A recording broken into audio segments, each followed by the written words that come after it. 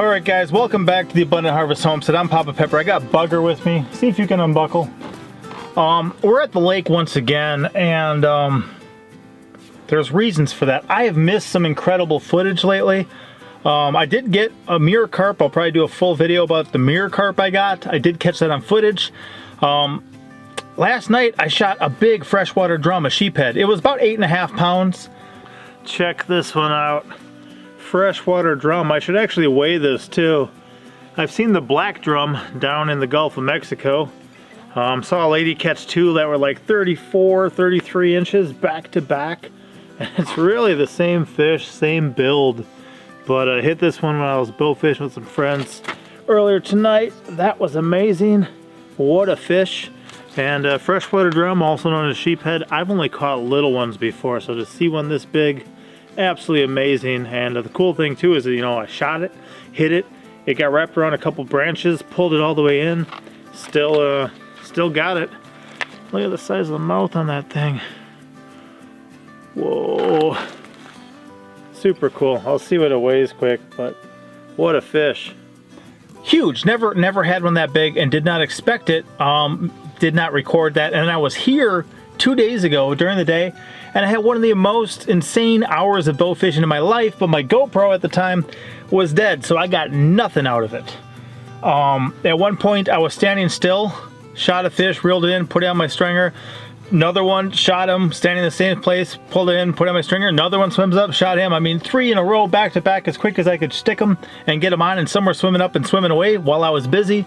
And then there was one where it was swimming by off in the distance, and I'm like, I can make that shot. I shot, boom, hit it right in the head, and it just coming along, boom, hit it in the head, and it just kind of, it was done. It was stone cold out. So we're gonna jump in here quick, see if we can get any quick, and then I've got some things I want to talk to you guys about. You don't want to get wet yet? Okay.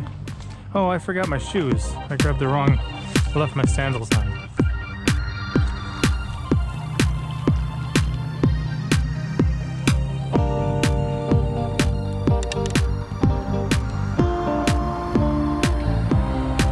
Another one coming. Ooh. Right through a child. Oh, there's a big one right in front of me too. Oh no, it's coming off. Hold on. Hold on. Okay.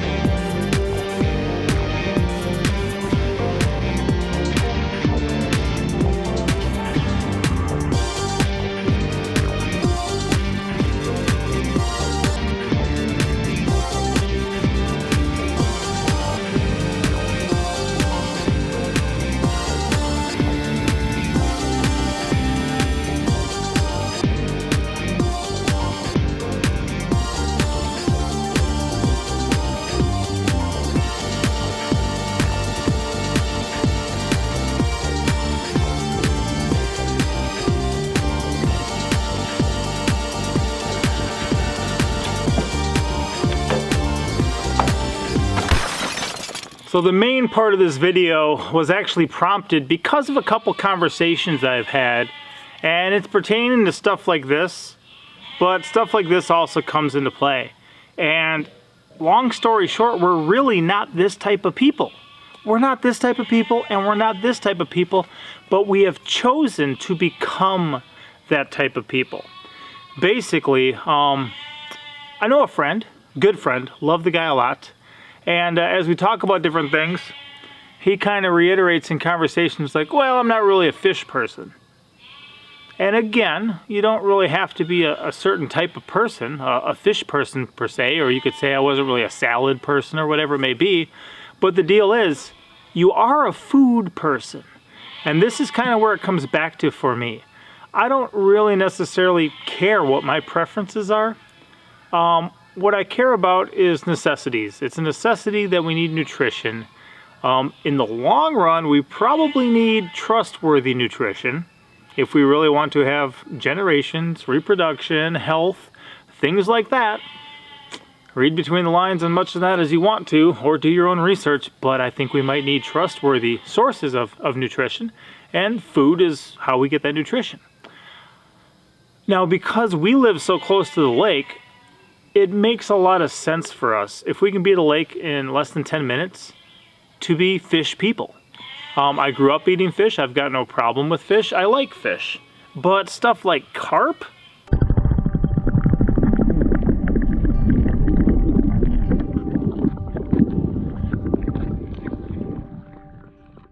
for instance, I was recently talking with somebody, love dearly as well.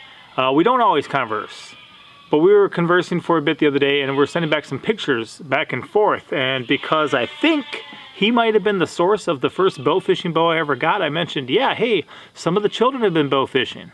And I shared a couple photos of my girls, and then also one of Bugger.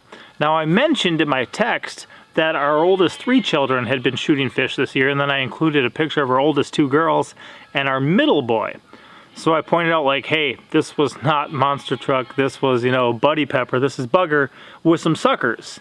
And they took a look at the pile of suckers that we had and said, what would you do with that many suckers? And again, that's a good question, and a lot of people just shoot them and kill them.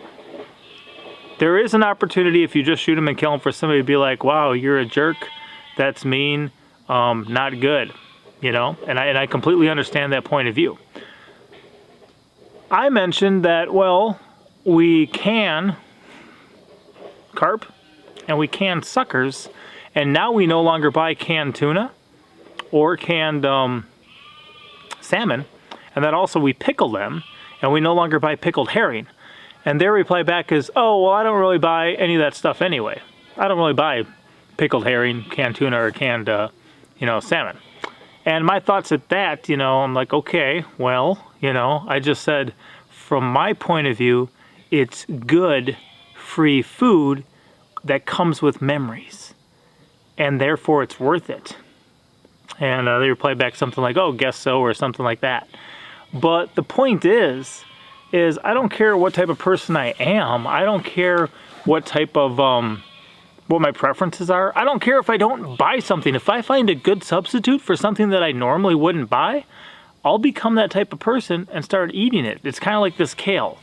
Okay, I'm not a kale person. If I've ever bought it at a grocery store, I can count on, one hand the number of times I bought it. Because I'm not somebody who's going to walk into a grocery store and buy kale. However, here on our property, it absolutely thrives. This is stuff we planted last year. Right now, it looks like this or bigger, and it's going to seed, and it tastes great.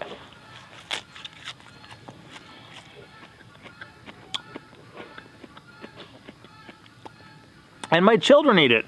This is the blue curly Scotch kale. We've been saving our own seeds for a number of years now. We even offer them up for sale in our Etsy shop. They do great for us. Our goal is too that if we introduce anyone else to this, if they use us as a seed source for this, that hopefully they learn to let it go to seed and save it, and they never buy it again. That's my goal. I want to not have to buy this again myself and then share it with others so they don't have to buy it again themselves. It just makes sense. Now, I'm not a kale person, but it grows really good on our land. I know it's good for me. I know the environment in which it grows. I know how it's grown. And I know that whether it's raw or cooked, there's all sorts of wonderful dishes we can add it to get some good, healthy nutrition. I had to eat something anyway, right? I had to eat something anyway. So why not eat something that's good for me, that's readily available in my area? Same thing with like the Greenbrier. The wild Greenbrier, there's probably some right over here. Hold on.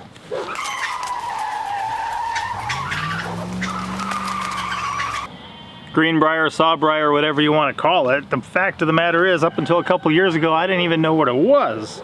And I didn't realize that the young shoots, these tender little guys, are super tasty and incredibly high in protein for a plant. I'm not really a sawbrier type of person. I'm not really somebody who munches on that, but it grows all over our land and in the area. When I'm out boat fishing right now, I munch on this stuff constantly. When I'm out fishing right now down by the lake, munch on it constantly. If I'm out walking in the woods, I munch on it constantly. And it's good for me. I'm not really this type of person. It's just here.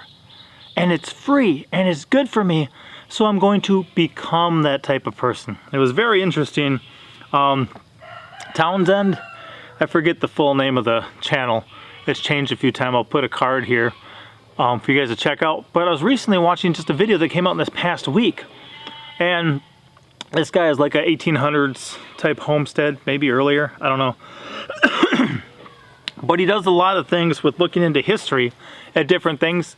And he was mentioning how a lot of people don't really sit there and consider how to harvest and preserve fish so that they can use it as something to trade with others. We don't think about fish the same way they did in the 18th century. We don't think about fish as one of those most important provisions. In the 18th century, it was so very, very important. Matthew Patton is a perfect example. In his amazing diary where he really goes in depth, he talks about creating this fish trap across a local river with a group of 3 other households. And between them, they harvest shad in the springtime and salmon all through the summer. So in the summertime, every 3 or 4 days, he'll go up to the fish trap and he'll get 2 or 3 or 6 fish, and then he will share those with other people that are his partners in that. And he uses those fish as a means of trade in his local economy. So all the households around him in the town, they're going to be benefiting from that fishing that's going on. So it's really important. We don't think about that today as part of our family income, that we would go out and go fishing specifically so we could trade those within the households around us. And I was like, really? And that's absolutely true. But we've just become that type of person. Recently, Zach from An American Homestead came out to shoot some carp because he wanted to do a video on it and can some and get a supply. But a byproduct of him coming and trying to get a supply is to make a video as well. And he was so excited about it. And because of how the weather's been lately, I wasn't even sure if he'd be able to get out and get the opportunity. He's been waiting like over a year for this. So I was even considering, well, how many pint jars of canned fish would I trade him for a jar of his smoked salt? I was thinking that ahead of time. We've got over 200 jars of canned fish right now. I know a number of people who don't have that opportunity. But I bet you they're going to be growing some stuff later, and people are going to like keeping the amount of jars that they have, especially with how hard they are to find sometimes. So it'll be like, oh, sure, we didn't grow any of that. We'd love to try some of your pasta sauce or some of your salsa. Just had some salsa from Robertson's Belly Acres. That was really tasty. That was dropped off by Southern Blessed Homestead, so that was really good. But, you know, to be able to trade, people keep the same amount of jars. We take something that's easy and fun for us to get that somebody else wants, and then all of a sudden they have an opportunity to share their excess with us with something that we don't have. So I was just thinking about that, and it's part of how he was mentioning in the video as well, how people used to kind of set up shop or build a city or settle down on a homestead, that type of stuff, where the fish were. For the individual or an individual household, fishing could be extremely vital to their household economy, to their very survival. There are times when you might choose to settle in a particular spot just because the fishing was good, even though that might not be the only thing you're going to be doing. That wasn't a goal of mine to make sure to be positioned close to a lake. It happened that way, but since I'm positioned close to a lake, I want to be a good steward of it. I really wanted last year to learn the lake, know the seasons, know when the white bass are running, when the carp are spawning, when the suckers are spawning, when the gar come up, when all these different things are happening. How to catch a white bass. I haven't done that yet. Want to. Haven't done that yet. But in the midst of that, I also then want to be able to see when these things are happening and then be able to have people come out who wanted to take advantage of such an opportunity, and then be a faithful steward of my locale as well. It's good for us to be as close to the lake as we are, absolutely. And it's a great resource for us. And because we're positioned in such a place, we're going to become fish people. I never thought I would be eating carp in my life. I never thought I would try all these different foods that we've been trying on our homestead over these past few years, but it really has been amazing to see just the variety that God has provided for us to enjoy. And I mean, it's so neat to see all the things that we've canned up with, you know, going from noodle beans to trying the pickles from the snake gourd, and, you know, doing the carp, and, you know, doing my water kefir and jams and jellies and just all these different things that I didn't think I would ever really get into. And it's just a really neat thing to see and to be a part of. And, you know, just the time and the effort too that goes into these just makes it even more special. And we know where it came from, and this is really tasty. So I'm really thankful that Papa has gone out there to hunt these. And even with our chickens, our meat chickens that we did for the first time last year, I think it was last year was our first time we did them. And I'm so thankful that we did give it a shot. You know, they were delicious. And I mean, you just never know what you're going to like. And but this year I also did red bud jelly, you know, and did I can that up? I did can that up, and that was amazing. You know, I wouldn't have known unless I actually tried it, but I'd heard about it, I tried it, and it turned out really, really good. But you just never know what you're going to enjoy until you just give it a shot. And I was eating quite a bit of those red bud flowers, trying to enjoy them. And every time we passed by a tree when we went for a hike with our friends, I would grab a few more and just try eat some more of them. They don't have like an extremely amazing flavor or anything like that, but they do have like this little sweetness to them, or citrusy taste. And I just wanted to accustom myself to what was around me and to my palate, and let it know like, hey, this is what's around here, get used to it, because when you need it, or, you know, this is the food you have around, this is what you have to use, you know, where you are, my location, this is what it supplies me with. And for me anyway, and for Papa, we want to make the most of what is around us and try to use it in a way that, you know, is beneficial for our family, and try to make it as tasty, you know, as we can with, you know, the flavors that it has. You know, add some seasonings, add it to this or that, but pretty much, you know, for homesteading, I guess you're gonna have to just use what's around you and try to get used to the flavors, and, you know, be creative and enjoy what you have, what is there. And there's quite an abundance here for us, and I guess try to have a thankful attitude as well for the things that you have, because there really is a lot out there. And it's just been a neat experience to be able to walk with Papa through this and our family as we learn what foods are available, you know, what wild edibles we can enjoy. And, you know, we've had a lot of meals, you know, with this fish, and I'm just thinking about how many meals that saved us eating out, or, you know, things like that. And it makes me feel good, I guess, to know that we have something that we caught, we know where it came from, and that we can put it to good use for our family. So we're going to become Greenbrier people because of how it's all over here, because of how things grow and the seeds we're testing. I mean, I ran quite a few different types of kale. This is the one that does the best for us. The same thing with my peas. The other year I did like 5 or 6 different types of peas.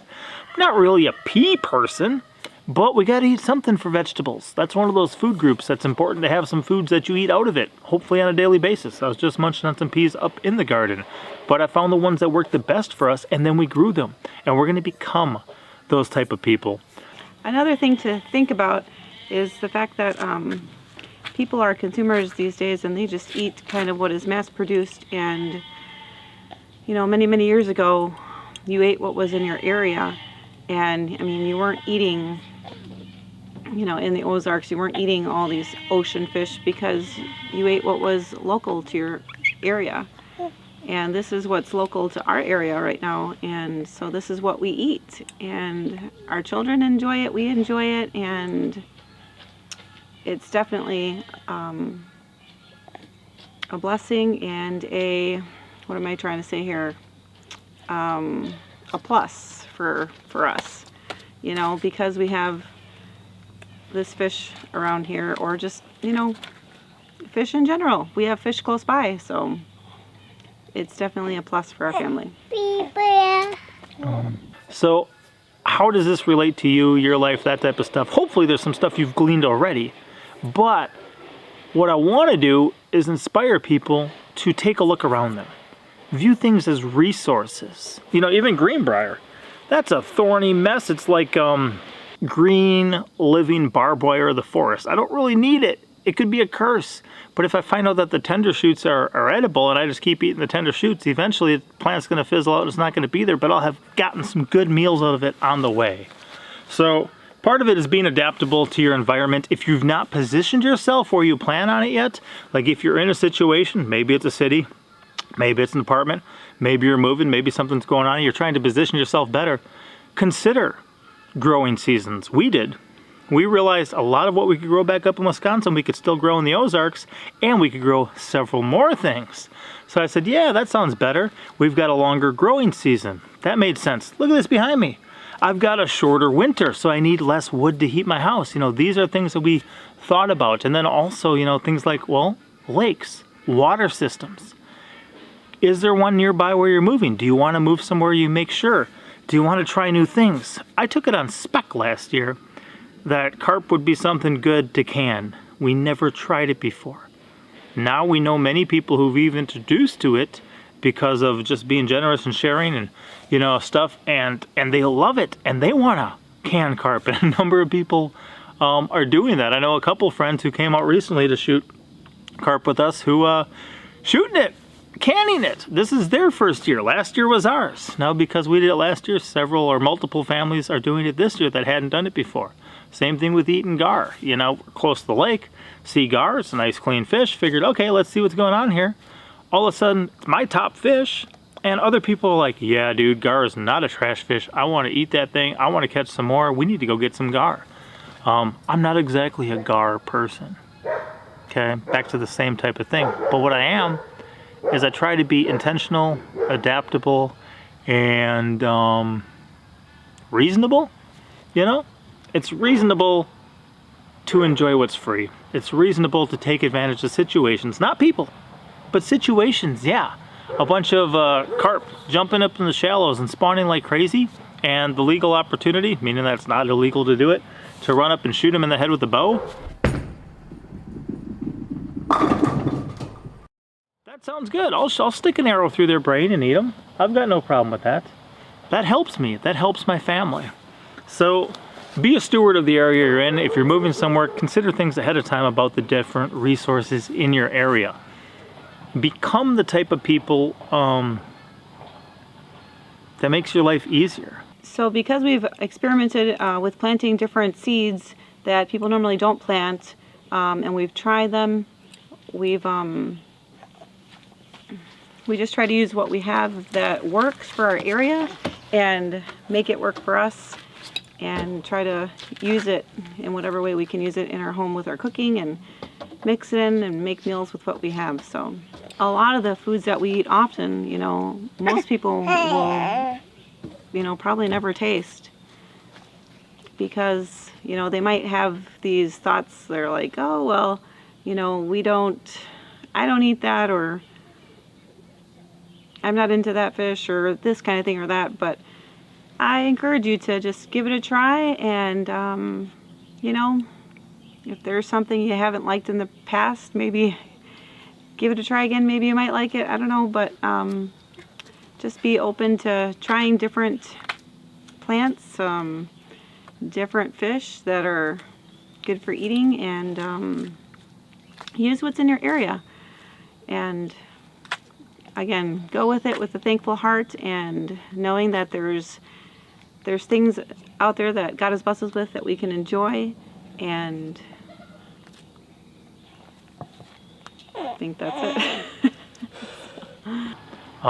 One thing I've mentioned in my garden is one of the reasons why I'm a very successful gardener is that I don't care. I don't care. I'm not specifically trying to grow a specific thing. I'm planting all sorts of stuff, whatever does good for me, like the Chinese red noodle beans, that's what I'm gonna plant. And then I'm just gonna reap an incredible harvest because they do so good, not because I'm so great. This kale, this stuff does amazing, so I'm gonna have it grow, and guess what? A lot of it reseeds itself. I don't even need to plant it. So it's like, wow, your garden's so green, so lush, how'd you grow it? And I'm like, yeah, I didn't. I planted it once years ago, Malabar spinach. I just had a video on that. I took risks, took advantage of opportunities. I have the freedom to sow seeds from all around the world right now.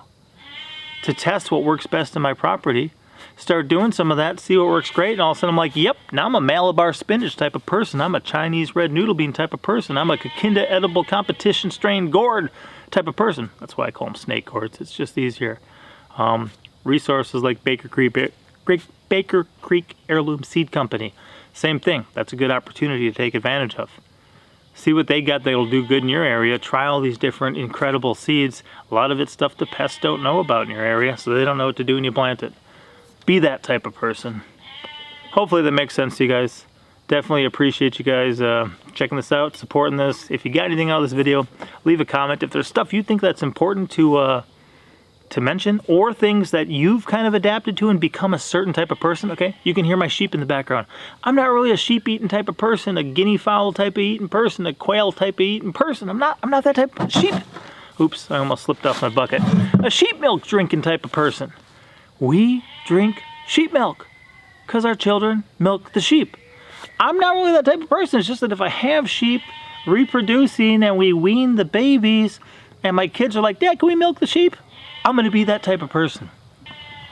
But it's, yeah, if you've gotten a good example of something from your life where you became a certain type of person, leave that in a comment below. Let us think about that, get exposed to that idea too. We'll see you next time. Papa out. Thank you for watching.